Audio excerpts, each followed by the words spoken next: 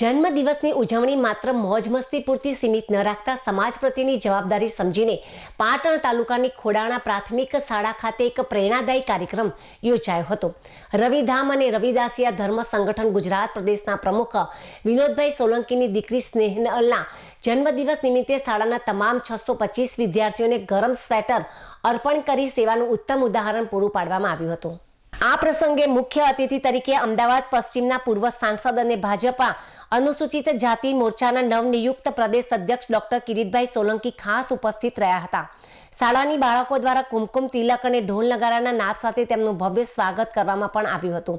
શાળા પરિવાર, સરપંચશ્રી અને એસએમસી કમિટી દ્વારા મહાનુભાવોનું બુકે, મોમેન્ટો અને શાલ ઉડાડીને ભાવભીનું સન્માન પણ કરાયું હતું.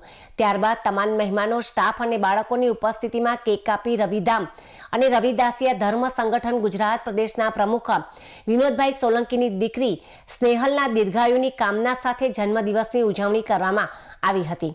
શાળામાં અભ્યાસ કરતા તમામ 625 વિદ્યાર્થીઓને ડોક્ટર કિરીટભાઈ સોલંકીના વરદ હસ્તે ગરમ સ્વેટરની ભેટ પણ આપવામાં આવી હતી. આ તકે ડોક્ટર સોલંકીએ પ્રાસંગિક ઉદ્બોધનમાં વિદ્યાર્થીઓ અને વાલીઓને આધુનિક શિક્ષણનું મહત્વ પણ સમજાવ્યું હતું.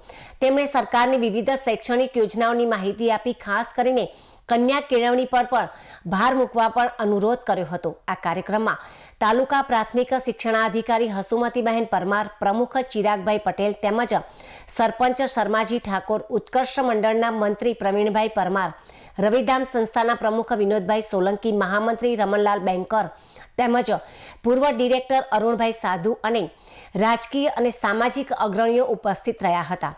આ અનોખા દાન અને સેવાકીય કાર્ય બદલ શાળા પરિવાર અને ગ્રામજનોએ દાતા પરિવારનો આભાર વ્યક્ત કર્યો હતો. દીકરીના જન્મદિવસે શિક્ષણ અને સેવાનો સમન્વય સાધી પરિવારે સમાજમાં નવી રાહ પણ ચીંધી છે.